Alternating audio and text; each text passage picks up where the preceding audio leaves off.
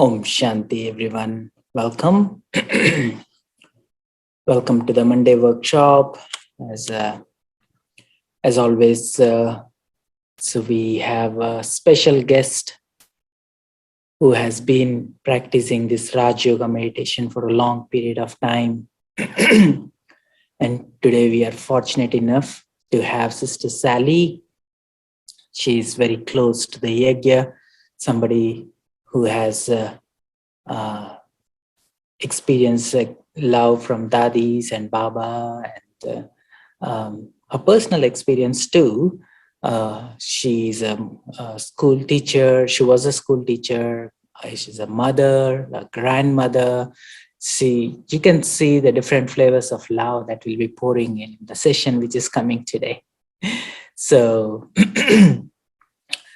I just quickly want to share my personal experience. I had an opportunity to visit Australia a couple of years ago before the pandemic started. And I had an opportunity to stay in Blue Mountains Retreat Center. It's a beautiful place, Baba's place, and beautiful souls you get to meet, right? And Sister Sally is Baba's instrument in filling that place. It's a huge place, filling that place with lots of love. Everyone will definitely feel her presence of love, and everyone is overflowing with love. I should definitely say it's a beautiful place. And for those who have been practicing this Raj Yoga meditation, this month is a very special month. And this is Avyak month, where we try to spend more time in silence, and we try to connect at a deeper level. And today's sharing will definitely enrich your overall experience. So without any further ado, I would like to invite Sister Sally. Welcome. Om Shanti. So it's lovely to be here with you, and it's a special time because of the Baba and Baba reaching his Brahma Baba reaching his perfect stage, and it's always lovely around the 18th of January. 3 times I've been to Madhubang on the 18th of January.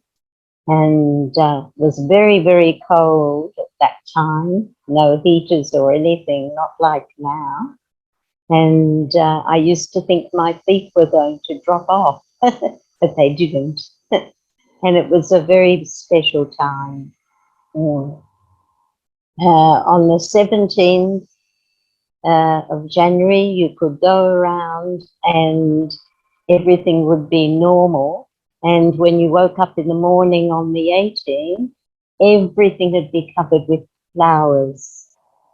There's a special brother who has a flower farm, and he brings truckloads of flowers, and every room there is around has so many flowers in it, and it looks so beautiful. It's such a lovely time. So I'm going to share a little bit with you of my childhood.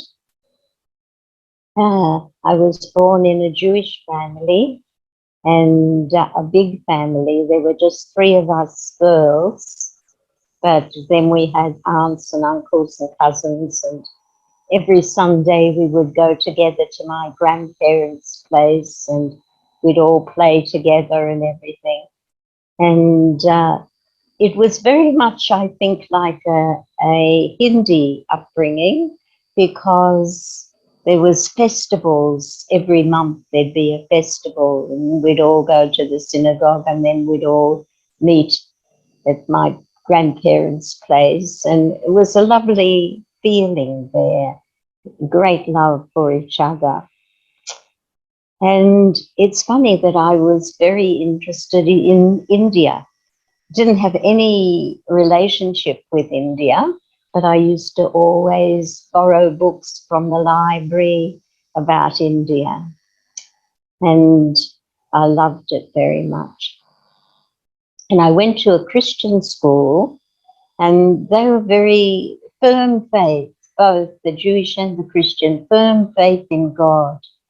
And I had this love, such love for God, even though, of course, I didn't know who he was, but I had this great love for God.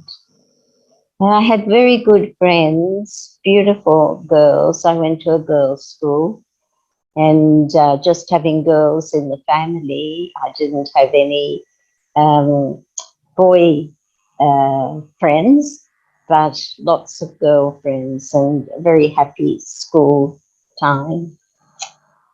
And then I got married and had 5 children, all very lovely children.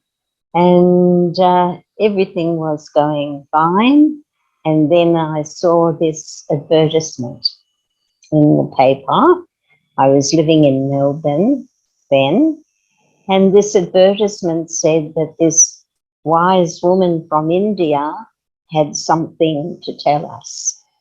Well, I was so excited, and I booked a ticket. The tickets were free, you didn't have to pay anything.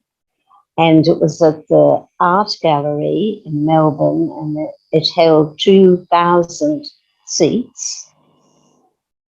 And they said to me on the phone, it's free, you don't have to pay anything, but do come early because all the seats have been booked. So I rang up a friend, and she had seen the same advertisement, and she had rung up and booked too, which was lovely. So we both went together. And when I saw Daddy Janky, it was really like she was floating. You couldn't believe that her feet were touching the ground. She just floated onto the stage, and I couldn't take my eyes off her. I was just watching her from beginning to end. And then they said at the end of the program, they said, okay, if anyone wants to do the course, it goes from Monday night to for 7 nights, and it's free, and you can ring up in the morning and book, and you can come. Well, I was a teacher, secondary school teacher, and we had meetings all the time, after school meetings, meetings with the students, meetings with this one, meetings with that one. And I thought, what am I going to do? Because they said you have to come every night. And like now, we can do it whenever we want, really. All the centres are kind and let you come when you can. But in those days, you had to come every night or 7 nights. Anyway, they said, that's it, you have to do that. So I did. I cancelled all the school bookings, meetings, and I went. And the sister who gave me the course, I just thought she was an angel. She looked like an angel. And in the daytime, when I was teaching at school, all I could see in front of me was her face. I just kept seeing her face like an angel. And that was very, very good for me.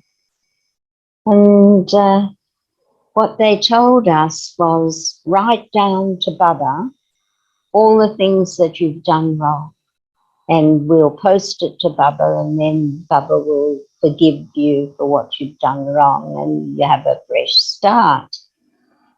So I wrote pages and pages. I think I wrote 4 foolscap pages of all the things I felt I'd done wrong, and sent it off. And then I thought of about another 4 and sent that off. And it was a lovely feeling of freedom. I felt like really God had taken my negativity, anything I hadn't done right, and that he was going to put it right.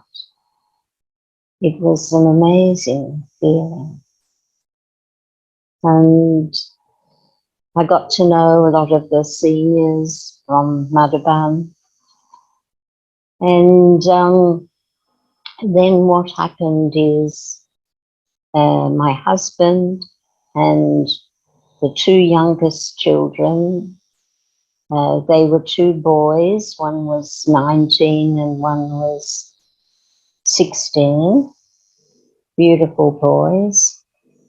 My husband left because he couldn't cope really with what was happening. And the boys wanted to go with him. And I was so upset. But Dr. Nirmala, who was our head teacher in Australia, the director, she said to me, "It's a good thing, Sally." She said, because they need their father and their father needs them. And I thought, what a beautiful thing for her to say, so that I wouldn't feel bad.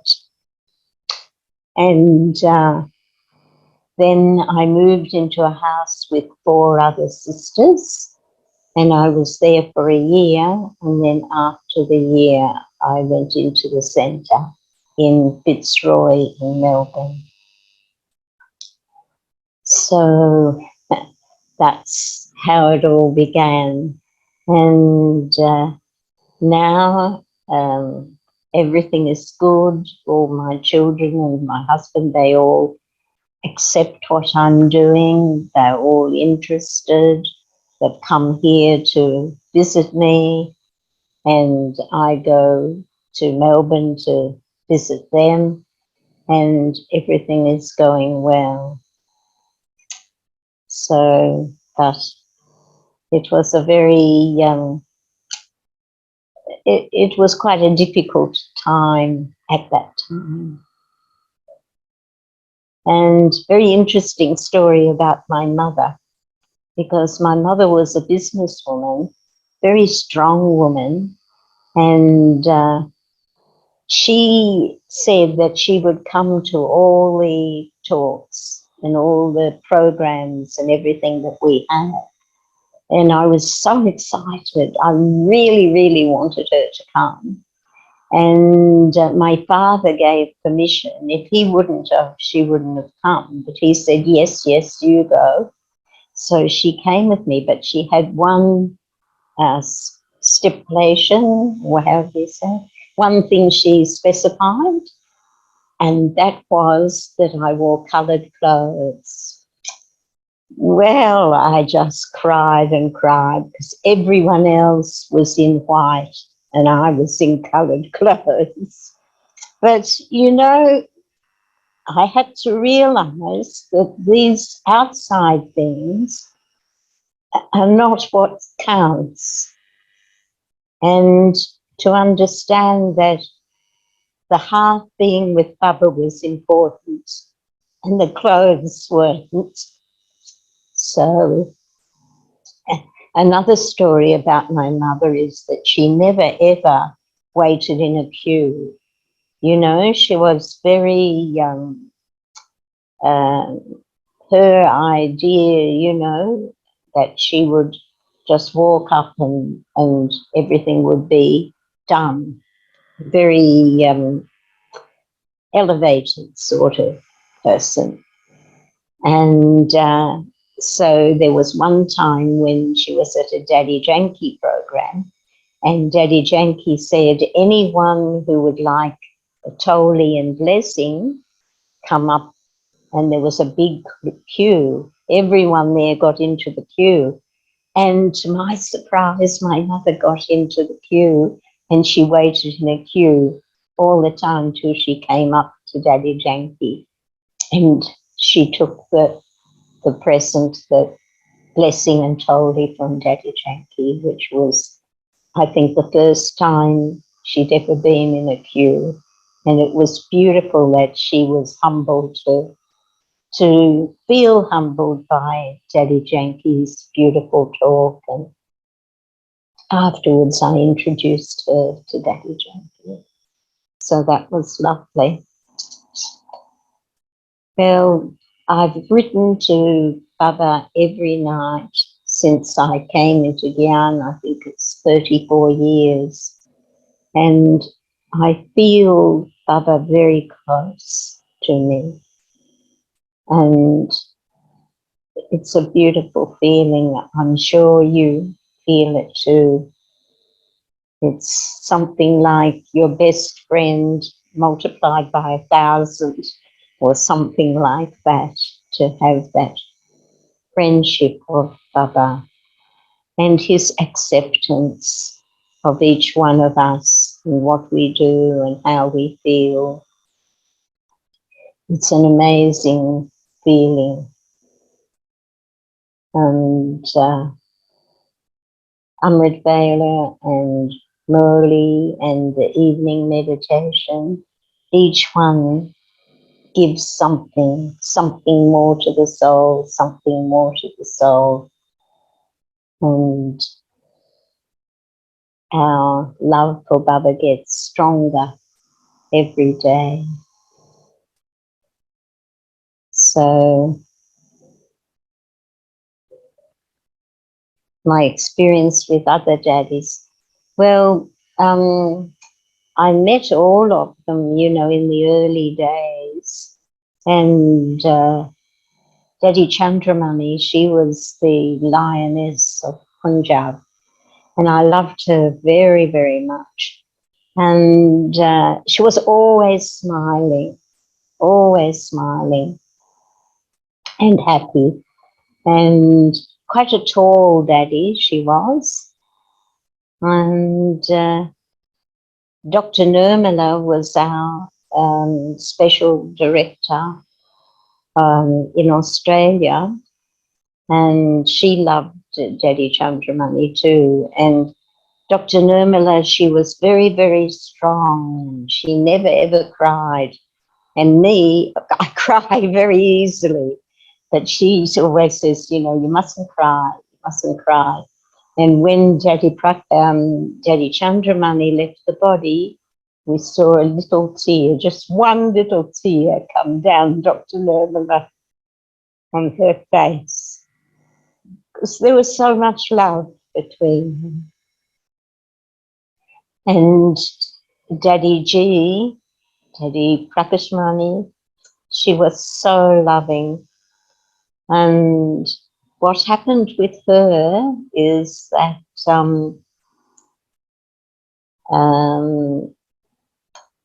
one day when I was going home from Madhavan, the driver stopped the bus in Shantiban, which is the big area down the bottom of the mountain. It's like a whole town.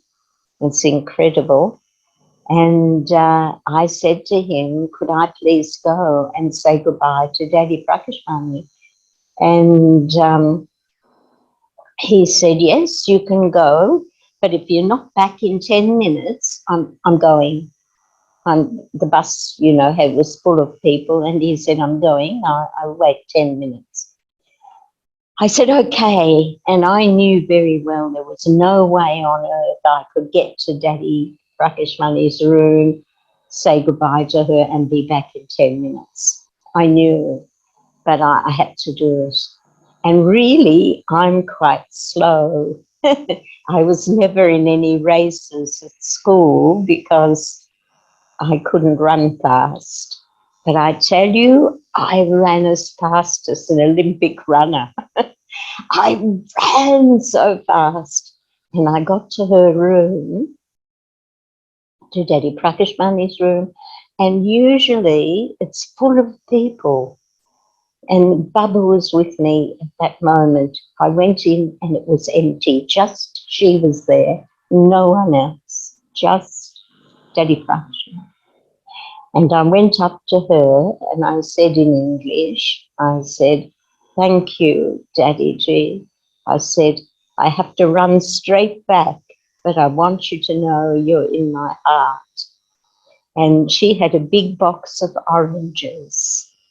And she picked up one of the oranges and she put it in my hand and she said, "And you are in my heart." Well, her tears just rolling down and I ran back to the bus.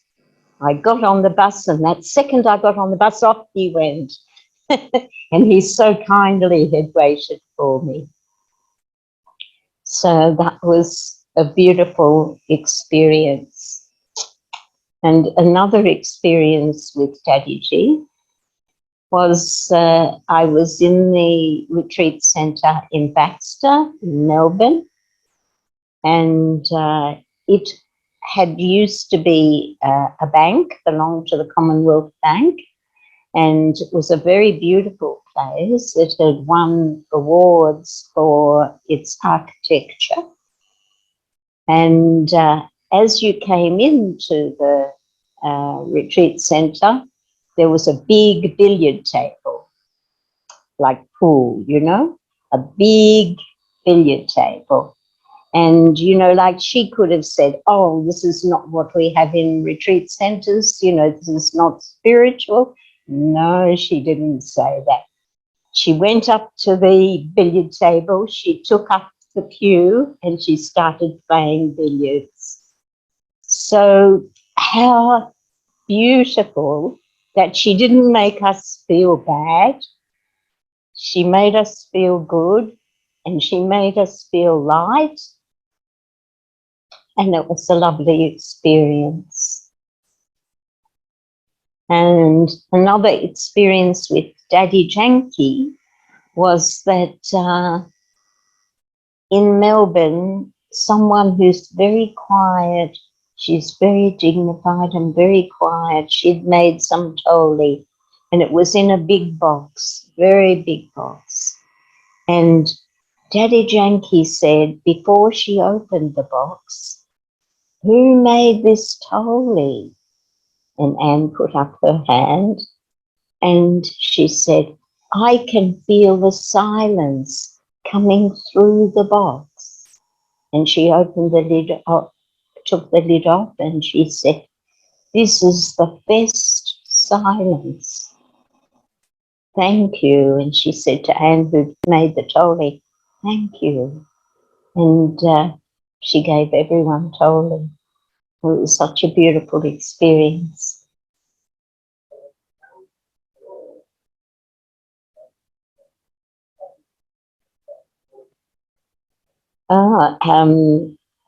Tim is asking how my interaction with the daddies transformed me. I think that it gave me such happiness. I saw them all as instruments for God, and they all taught that every one of us is an instrument for God.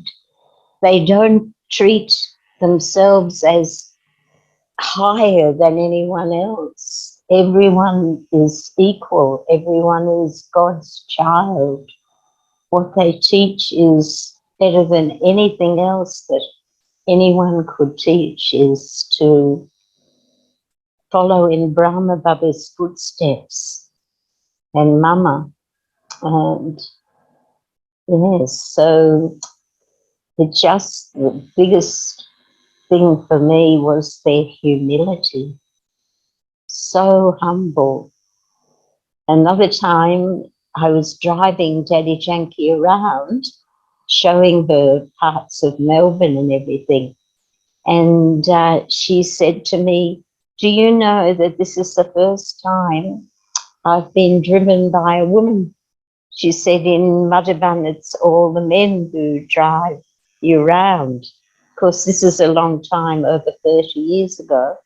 But she said that's the first time a woman driver had driven her around, and I was very excited about that. And then she asked me, because she'd met my mother, she asked me, "How old is your mother?" And I told her what year my mother was born and how old she was. And Daddy Janki said, "It's the same as me. She was born exactly the same year." And she said, you know, Sally, I could be your mother. And it was just so much love and so much humility and simplicity and very beautiful. And Sister Janti, she is so sweet, so much sweetness. And she came here, here in the Blue Mountains, and she said, what you have to do is write down 100 things you're grateful for. And that's another thing she taught me and she taught everyone, to be grateful for little things even. It might be you have a chair to sit on. It might be you have a camera. It might be there's a flower on the tree. It doesn't matter what it is. Someone smiled at you. But to write down 100 things you appreciate. So we thought, oh, that's going to take a long time. But it didn't. Very quickly we had 100. And we just were so grateful to have that practice to do. And Sister Janti said, every night write down something you were grateful for that day. So that's a daily practice, which I've been doing. And certainly it helps you to be aware of the beauty and the goodness around you.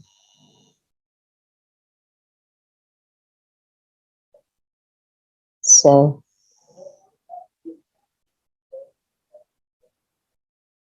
oh, in my room, I have a picture of all the daddies and Brahma Baba and Shiv Baba and Mama and all of them. And in the morning, I say good morning to them. And sometimes people have teased me about it, and they might think it's a little bit silly. But the other day, in one Murli recently, Baba said, every morning when you wake up, you should say good morning, Baba. And I thought, oh, he said that for me because he hears me say it every morning. I say it aloud and he hears me. But, you know, like, it's a lovely practice because it brings all their goodness into my day, all their virtues, all their kindness. And it's something I really enjoy to do. And I never get tired of it. And of course, in all their photos, they're smiling. So it's like they're smiling back at me. So it's something you can do if you would like to do that. So now what can I tell you? So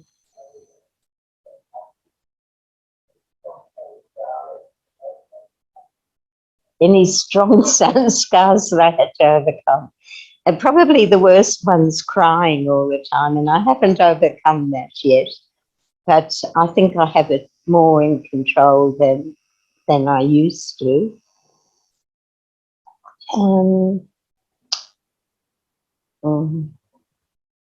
Maybe I have more self-respect. You know, as Baba teaches us all the time, to have self-respect, not to have arrogance on that side or to have lack of self-respect on that side, but the middle point being a lovely feeling of self-respect. And the reason why I feel now that self-respect is because of Baba, because Shiv Baba and Brahma Baba, they always have that self-respect, and I endeavour to walk in their footsteps. And all the daddies have a wonderful self-respect. One day when I was in Madhavan, Dr. Nirmala, she said to me, would you like to go touring with Daddy Manohar? And I said, yes, I would love to. And so I went with her for a few days. I was sitting in the back. She had a driver driving the car, and she was sitting in the front, and I was sitting in the back. And we went through desert, lots and lots of desert. And then suddenly we came to a village. And you know how Baba talks all the time about the villages, going to the villages. Well, here I was alive, going into the villages, like Baba says in the movie. And Daddy Manohar, she was wonderful. She had something wrong with her leg and she limped. You may have seen her photos of her or seen stories of her. She was a wonderful soul, wonderful daddy. And so all the time she had food, they'd given her food, and when we're going through the desert, before she ate anything, she passed me something to eat. She thought of me before herself. She gave me, and then she had herself. And then she gave me something else, and then she had herself. So humble. And when we went to a temple, I went with her to a temple, uh, Shiva temple, and they treated her like a goddess. You know, it wasn't a Brahmin temple, but they took her into a special place under the ground, under the floor, where they had all special um, goddesses and idols and everything like that. And it was very hard for her to get in because her injury in her leg, she was, you know, sort of had to stumble a bit, but she never said anything. We weren't allowed to go, only she was allowed to go because of her position. And she had to bend over, almost double over, to get under to go. But she never said anything. She just did it. It was amazing, beautiful. So,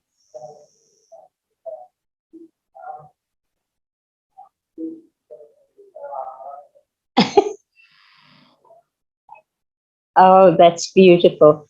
So, how to keep harmony in the center. So, I think what I realize and what Baba says a lot is that every Brahmin deserves to be treated like gold, treated like a diamond, because they have recognized God.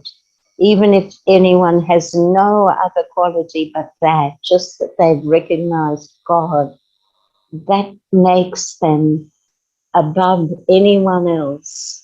And I think what we realize here in the retreat center is that it doesn't matter if anyone has faults, we've all got faults. No one's perfect except Brahma Baba. But to think that they have actually recognized God, they deserve to be treated with the utmost kindness and goodness and respect. So I think harmony is because we respect each other and we see the love for God in each one.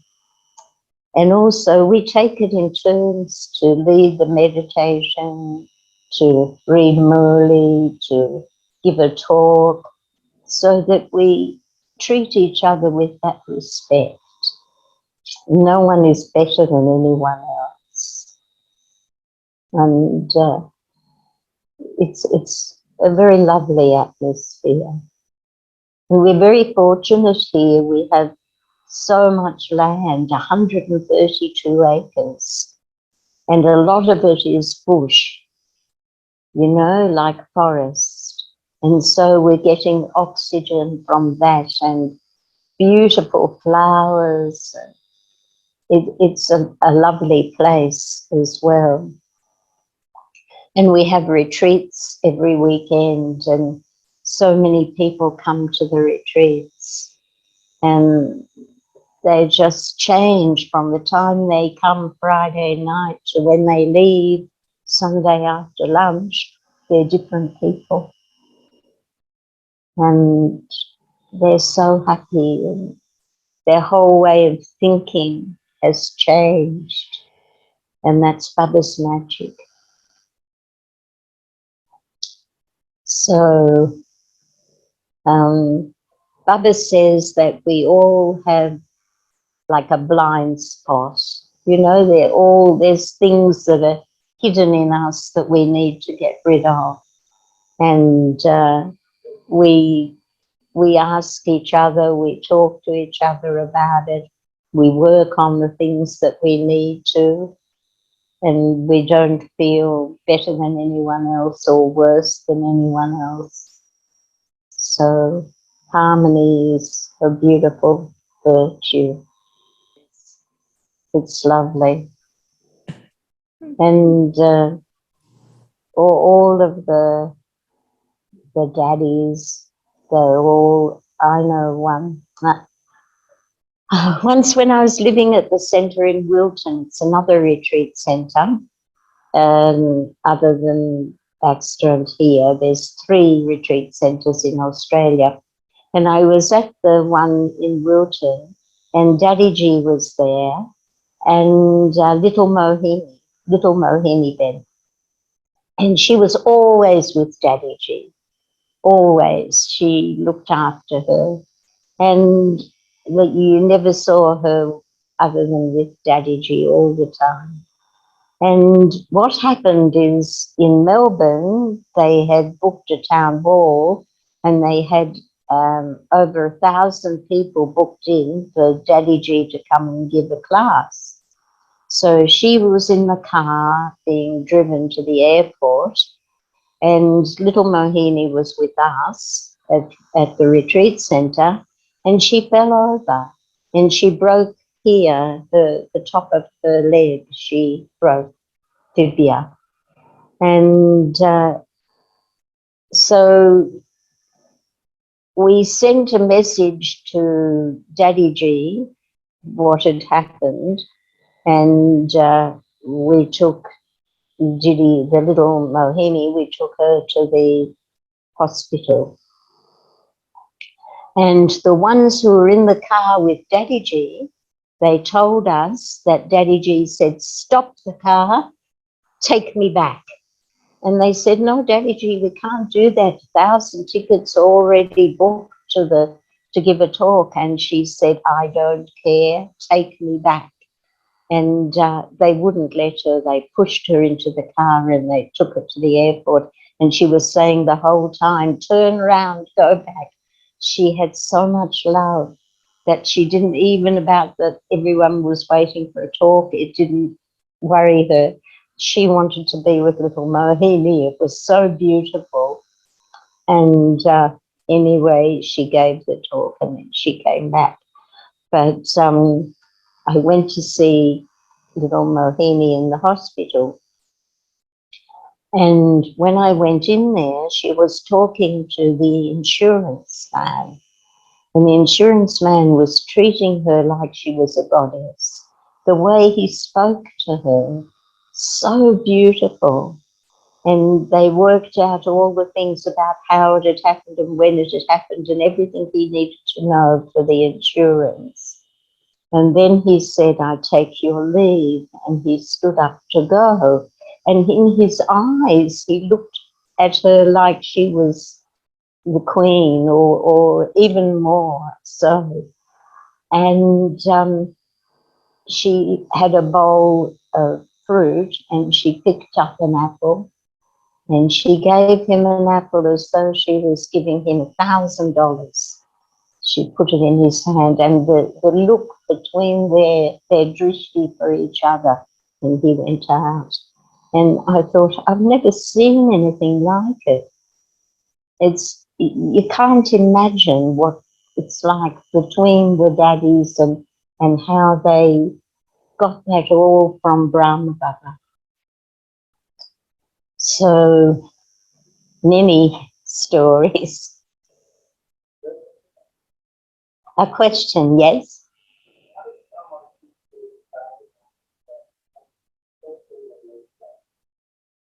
Oh, well, what um, uh, Tim is saying there's a question. What if someone is doesn't have a good feeling about themselves at work? That maybe the people at work weren't nice to them. How do they change? Well, we had someone here, and she is a beautiful sister, and she goes to Dock, which is the headquarters in the Southern Hemisphere. Anyway, she comes here to facilitate retreats, and she's excellent. And she said to me, I said to her, how's your work? She works in marketing. And she said, oh, I'm going to leave the job. She said, the boss puts me down all the time, every moment says something's against me, and I can't take it anymore. And I said, what about if we do this thing that in our meditation, send good wishes, pure feelings to that boss? So she said, yes, she'll do that. Anyway, I didn't see her for a couple of months, and she came, and I said to her, did you get a new job? She said, no, but it's like that. She said, the boss can't do enough for her. It was a lady boss. She asks her to go out for lunch, and she does this and she does that, and she praises her in front of everyone and everything. And I said, did anything happen? What made it like this? And she said, I just kept sending good wishes and pure feelings. And that's it, you know, that's really what Baba says to do. And even in the Avyakta release, he's saying, just give good wishes and pure feelings. So if we do that, that changes our vision on ourselves, and it changes everyone else's vision on you. And it uplifted the boss so much. And she's in that job now, and everyone is so respectful to her. And she didn't say anything, only sending the pure thoughts and pure wishes, good wishes and pure thoughts. And someone asked Baba, how do you heal the world? And he said, good wishes and pure feelings. So I think it's an amazing thing. Like, no one who wasn't a VK would believe you. But time and time again, that's what's happened. Just the good wishes, and also send to yourself. And give yourself so much love. There's a Hindi word, sabash. Is that right? Sabash. And it means pat yourself on the back. Give yourself a pat on the back, because you know you're a handful out of multi-millions, and a handful out of that handful who recognize the Supreme Soul and who's following in the footsteps.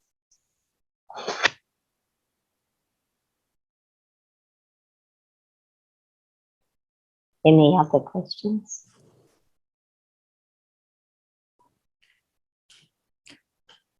So, Sally Ben, what was your first feeling when you first visited India? Did you have any deja vu moments? What happened?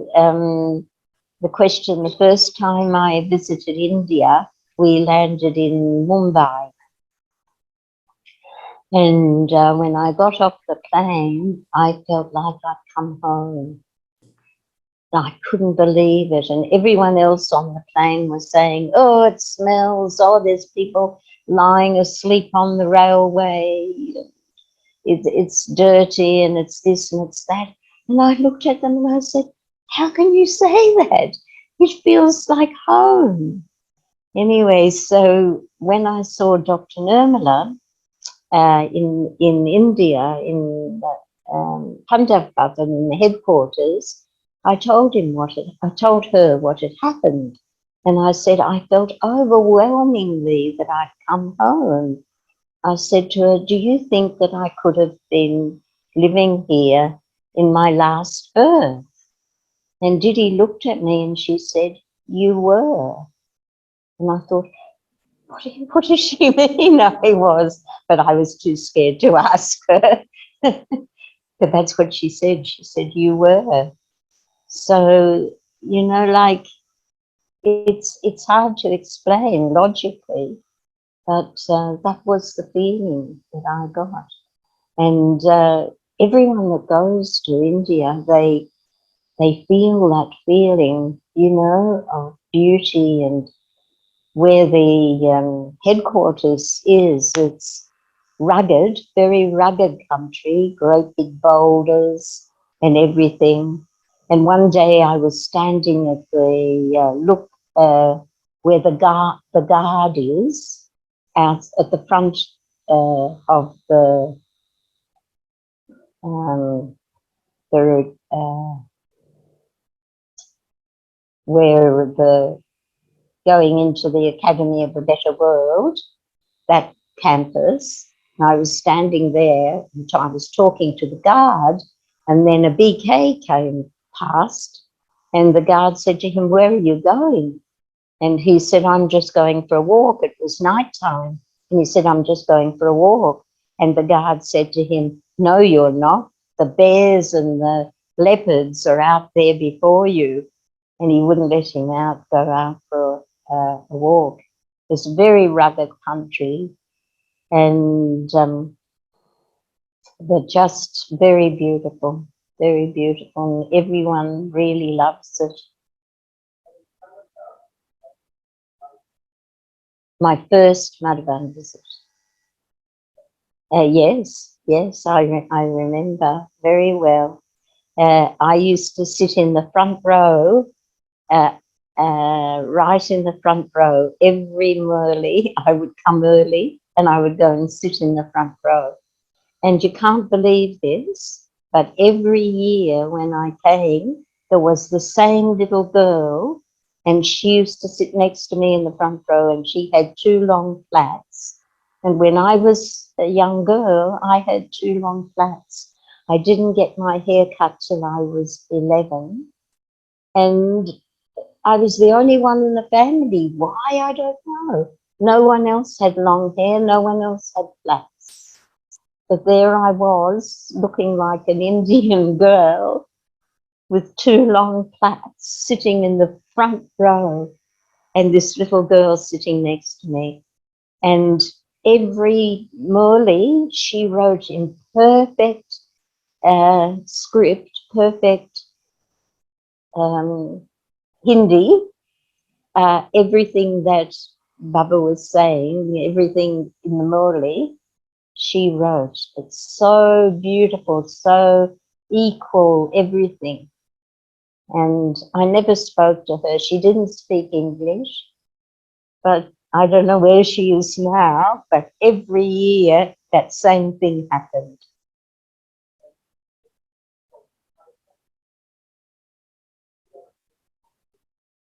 No, I have to tell you, I missed out. They stopped the year before I came. They stopped the meetings. Personal meetings, I came in 87, and they stopped the year before that. But I didn't mind, because what they did, they had Daddy Gulzar, she was the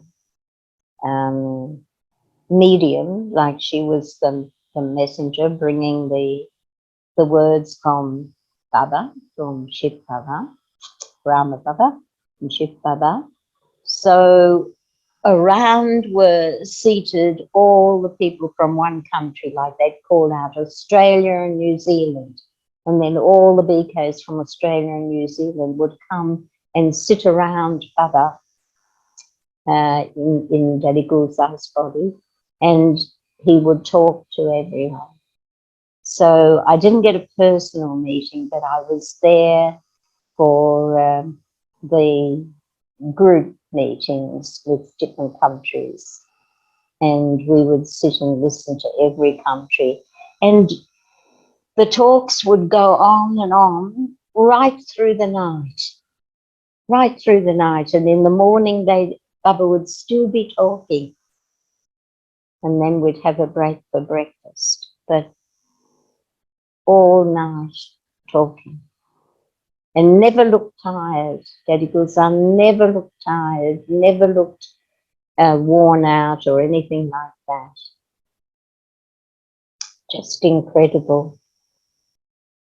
And my first trip, I used to go for walks. A few of us used to go for walks with Daddy Janki, and she walked so fast I couldn't keep up with her. She just had sandals on, but she was so fast we could never keep up with her.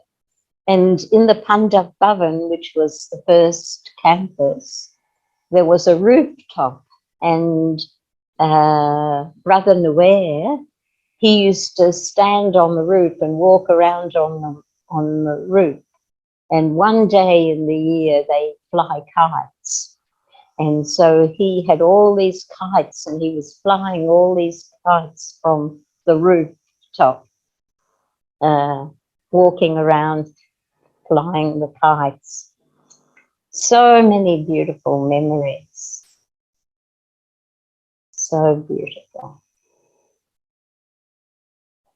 Another thing that you can do to help your self-esteem is, I have a picture here,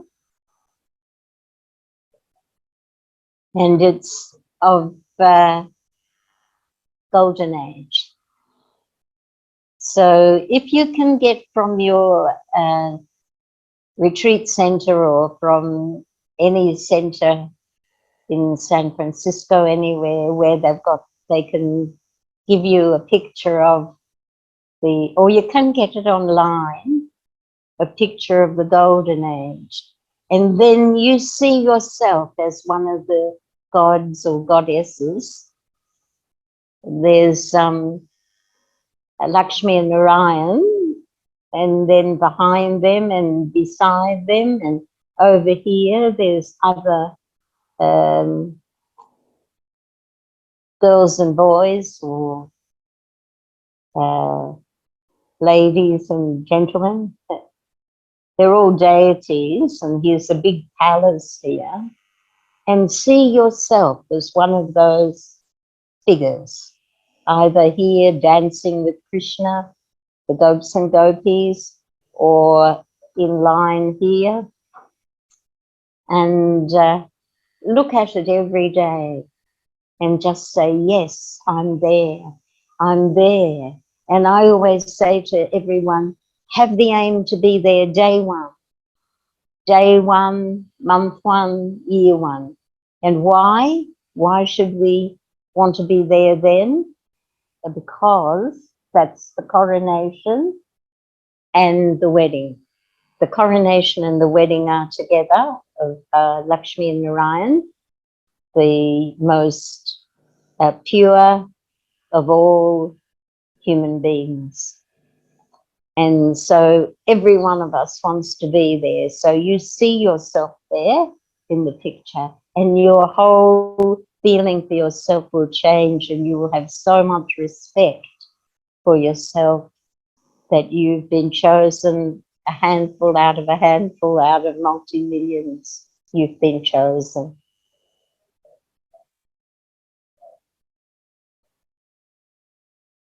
What was it?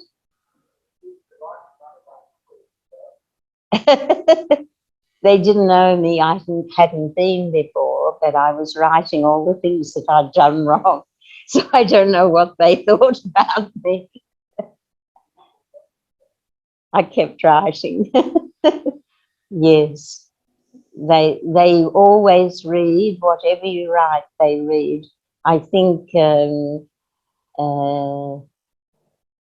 daddies used to read them, or the whereby. But I'm not sure who reads them now, but definitely they will be read.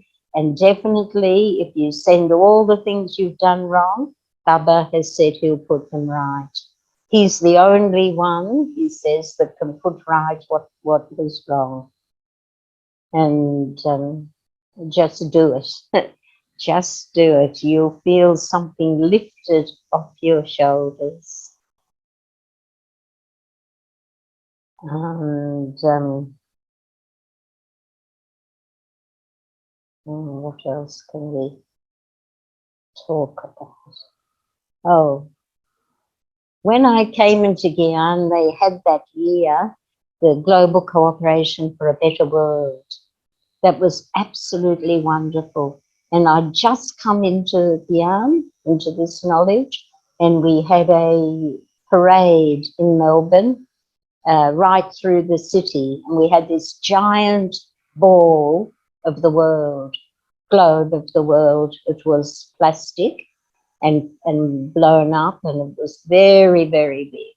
And we had rainbow gloves on, and we passed the ball back and forward as we walked through the city.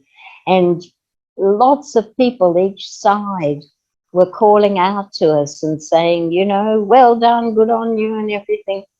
They didn't know who we were, but they thought this was lovely, having this giant globe of the world and throwing it with love around. So that was lovely. Yes.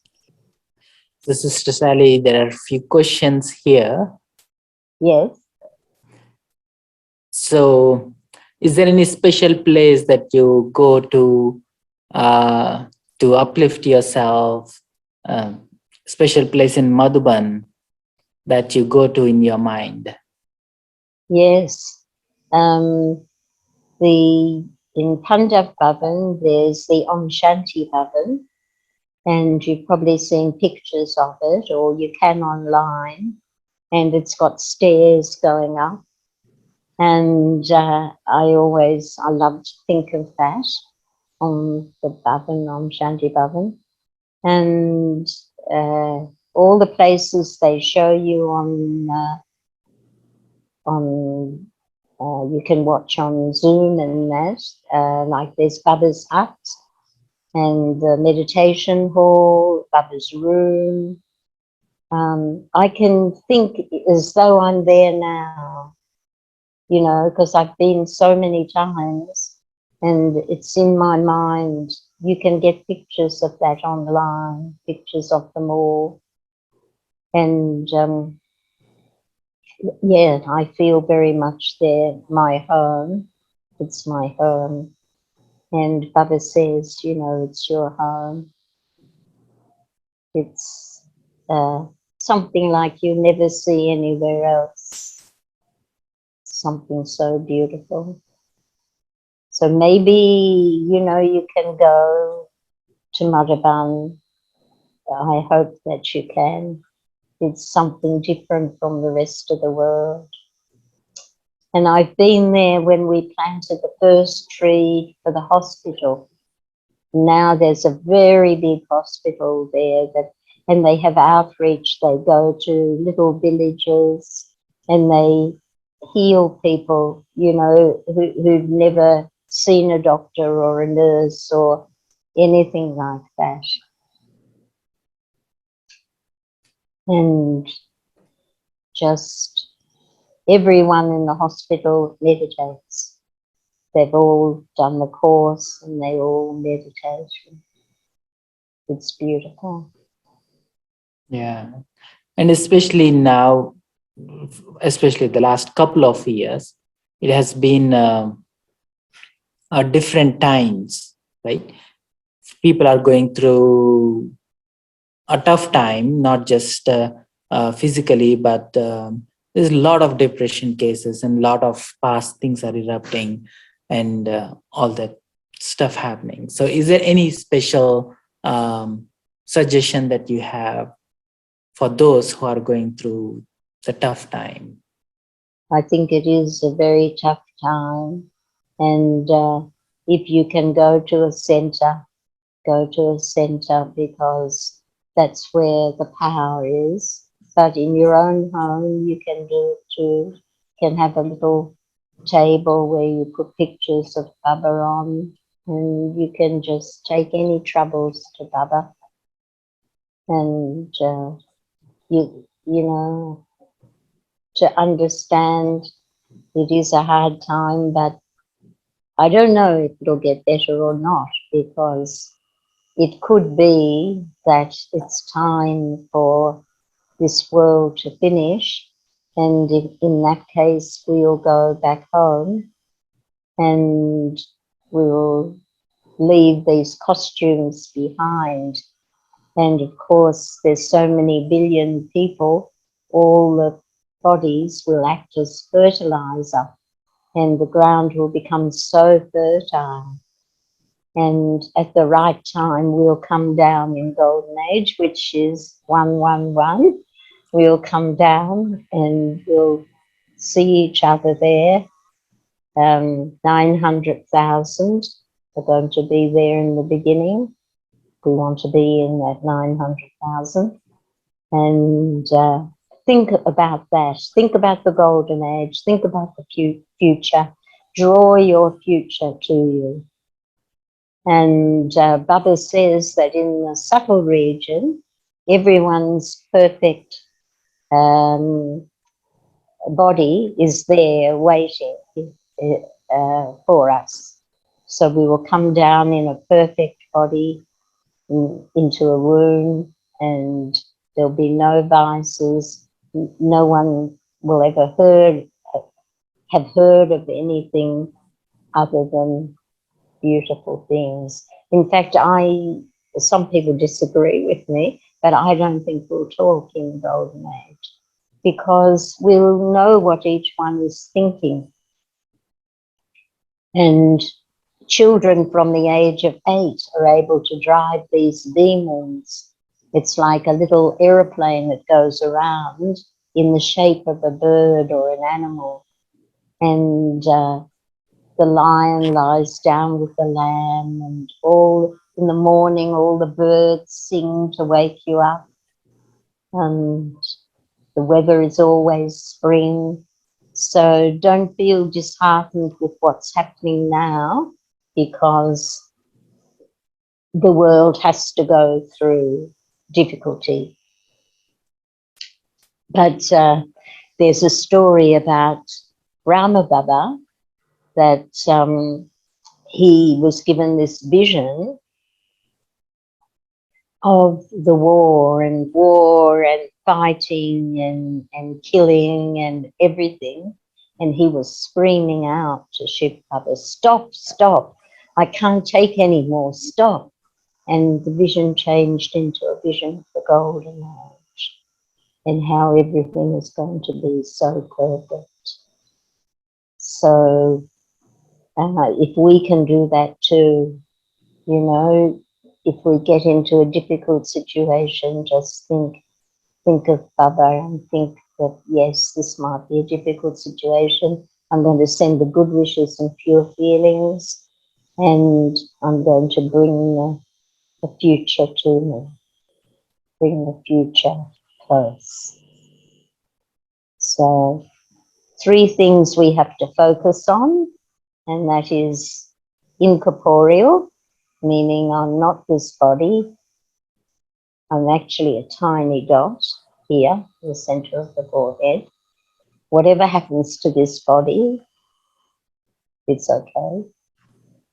And egoless. I don't have any ego of I and mine. Give up the I and mine. The only thing we can say I and mine to is Baba. Baba is mine. Nothing else is mine. And so no ego. If I'm bodiless, I can't have ego because you only have ego for any of the vices when you're body consciousness. But the third one is viceless. That means not having any negativity at all. So those three things, incorporeal, egoless, and viceless. And now for the whole of January to focus on those three points. So we can all, if we're here, we can go to here. We can take a high jump and think about how we're going to be and how much love we're going to have. And all those daddies that I talked to you about, they'll all be there in golden age. They'll all be there. You won't miss out on them. If you haven't seen them in this birth, you'll definitely see them in the next. So don't ever think you're missing out. And ask Baba, give me the experience, Baba. Give me the experience of the daddies, and you'll find it.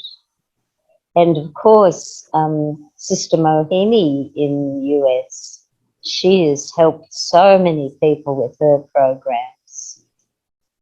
You know, her and Sister Janti, they've just given so much. And we watch all the time. We watch Sister Mohini or Didi Mohini.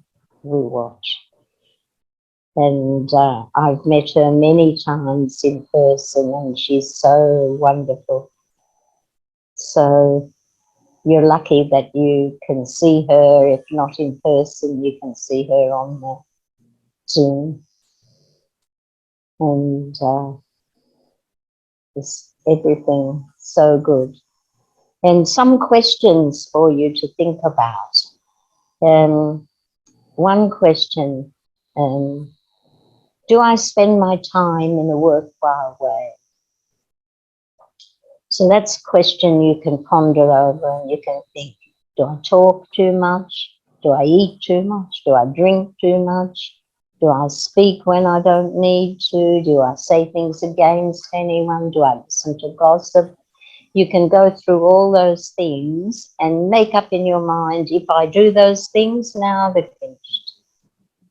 I don't have to do them anymore. I've done them already, finished. And just let go. It's not difficult to do. It's not difficult to do.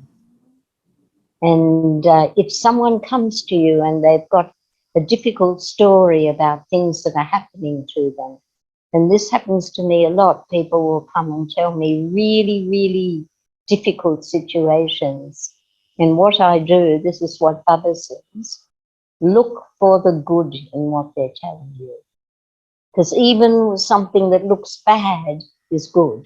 There's no such thing as loss. This is what Baba says.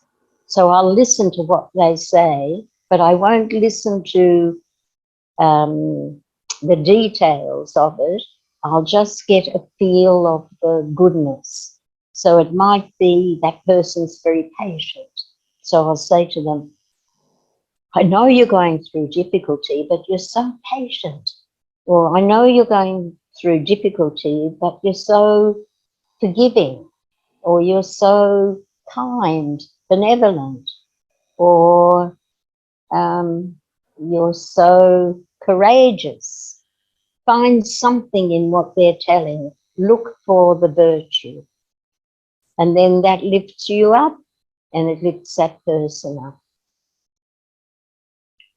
And if someone is really, if the story is so bad that you can't even imagine, and you can't find any virtue in what they're saying, then you say to them, it's such a hard thing you're going through, but you're so amazing that you can repeat it and you can share it with me. that even though it's so bad, you have that ability to share it with other people. And what they say, there's a saying, um, happiness halved, happiness shared is doubled, sorrow shared is halved. And you can tell them that. So even if you can't find anything good, you tell them that, and they go away feeling good, because that's a true saying. Happiness happiness shared is doubled. You know, you got double the happiness when you share it. Sorrow halved, sorrow shared is halved, because you've shared with someone else. You're not carrying it on your own back. So that's something that you can say. And also you can say, I feel honoured that you've spoken to me. It's such a difficult situation. I feel honoured that you've shared it with me. And that's the true thing that you feel. So, any other questions? Om Shanti, Sister Sally. This is Anuja. It was a beautiful talk, Sally. I was really hooked on to it. Yeah. So the question I had was that, like the way you beautifully said that one of the thoughts that you should have is to have your visions towards the new world, that you are going to be deity in very future, and have those beautiful visions of that beautiful world, that how that world would be with the greenery, flowers, lots of happiness. Nobody will be sorrowful, right? So when we do that, so and in Murli also this keeps coming, that we have to be detached from the old world. Our intellect should not be entangled here. But I'm in an IT profession, and of course there are relationships also here. So how do we strike a balance such that we think that we are doing well in our jobs as well, while we are practicing this spirituality, Raj Yoga, right? Because what I have noticed personally, that I have lost interest in my IT field. And for example, in meetings, if they are going too long, I suddenly start remembering something related to Gyan, and I miss the points in the meeting because I'm disinterested there. So how to kind of strike a balance where people don't think that she's so much into spirituality that she's not concentrating? Sorry that I'm sharing a personal experience here. Thanks. It's a very good question. It's a very good one. I think it's good that you've lost interest. I think that's good. But the thing is that you're there for a reason. So you can ask Baba, why am I here? And he'll show you. There might be one person there that needs a bit of gyan, a little bit you can talk to and tell a little bit something positive about a virtue or a power.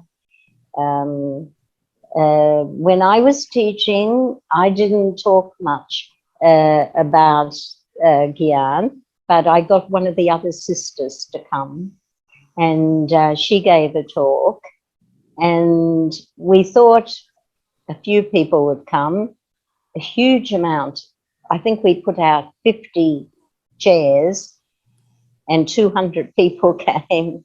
So, you know, you'd be surprised. People are interested in the future new age, or you can choose a topic and they'll show an interest. And what I did is, in those days, there were tapes, not CDs.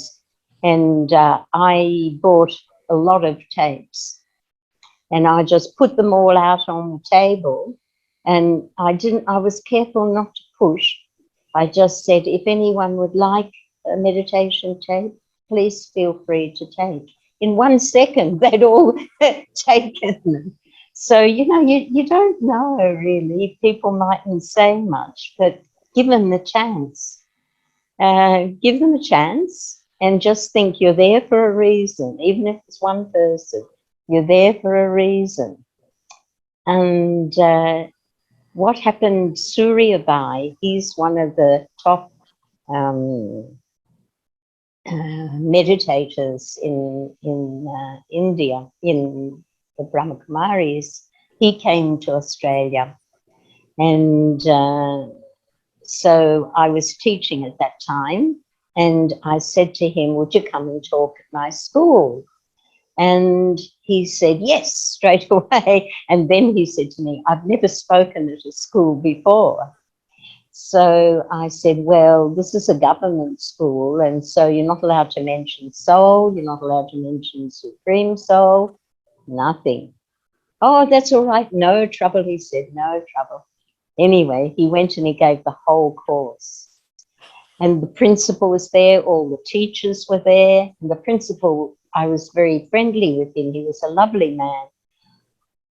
I couldn't look at him, I was so upset that this had happened. And he came up to me and he said to me, that was wonderful. And I said, what do you mean? And he said, it was wonderful, that talk. But he'd given the whole course. And I said to him, but you know, we're not allowed to talk about soul or Supreme Soul or anything like that. And the principal looked at me and he said, Sally, he's Indian. He can say what he likes.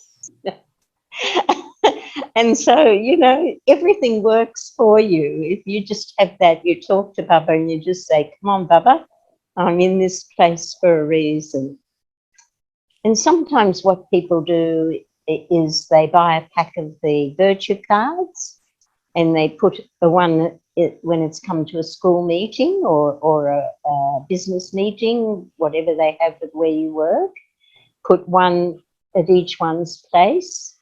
And then you just say that's just a little gift, and if you like we can have a bowl of them every day, and you can pick one every day and follow that virtue, whatever it is, or power, and then you put it back the next day and pick another one. And lots of businesses and schools are doing this now.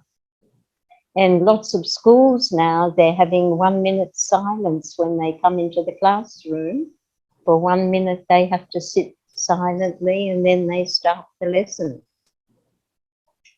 So lots of things you can do, and lots of businesses, they're very interested in anything that can lift the morale of the people who work there.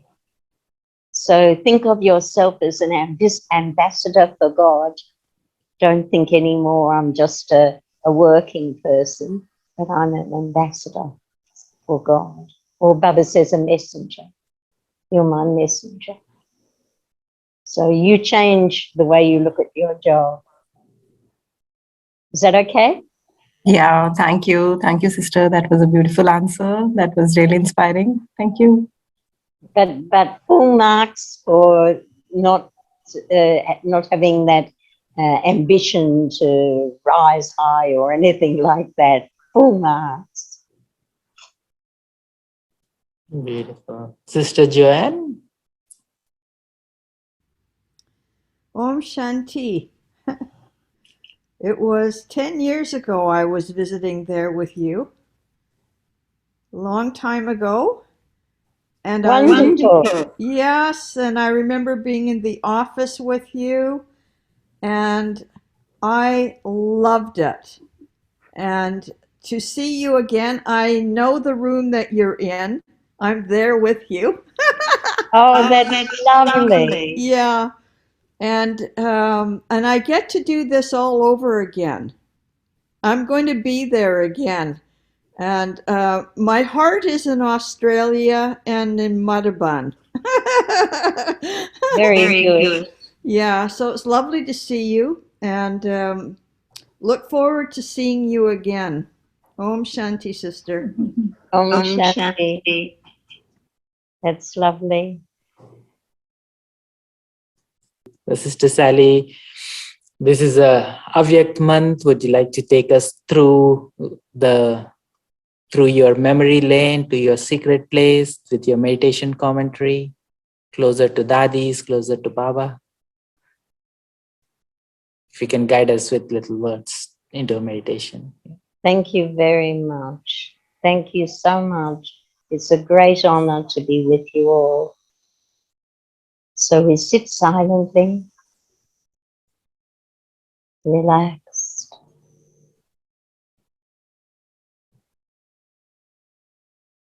I focus on the point of light in the center of the forehead. This is I, the soul, a tiny, tiny point of light. I take the soul out of this body. I fly out of this room through the ceiling, higher and higher, way, way above all the buildings, past the sun, moon, the stars, higher out of this universe, past all the planets, higher and higher, till I come to an expanse of golden red light. So beautiful, unending, eternal, everlasting beauty. And I'm pulled towards another tiny bright light. That light looks the same as me, just a tiny dot, but that's that special point of light is the Father, Shiva, the Father, the Mother, the teacher, the friend, the one. I come closer towards that soul. I take in the fragrance, the beauty, the love that that soul gives me. At any time I can do this, even in the most dark and dreadful situations. I can go home to Nirvana, Paramdam, and I can meet with the soul who loves me more than anyone in the world. The one who puts right what's gone wrong.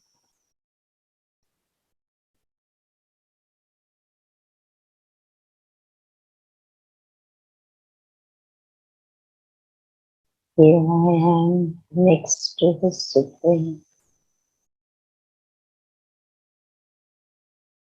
feeling complete, feeling perfect, happy, contented.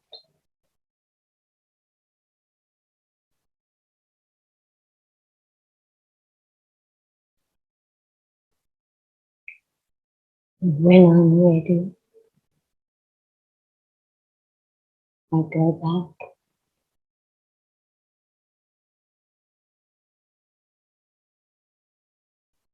Go past all the planets, the sun, the moon, the stars,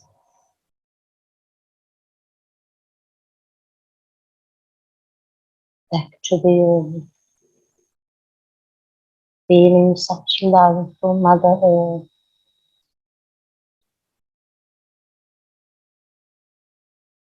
coming back to where I'm sitting in the chair or on the floor. I feel good. I feel loved. I feel wanted.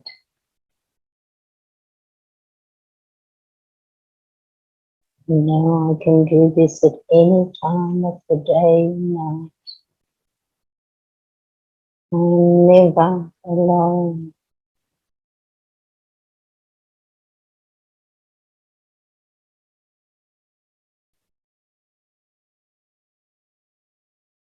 My appreciation is for everything.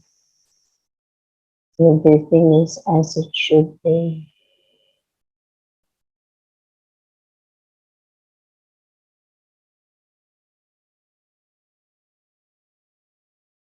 Feel content. I have love for every soul and every animal, every insect, everything. I know how lucky I am, how fortunate I am.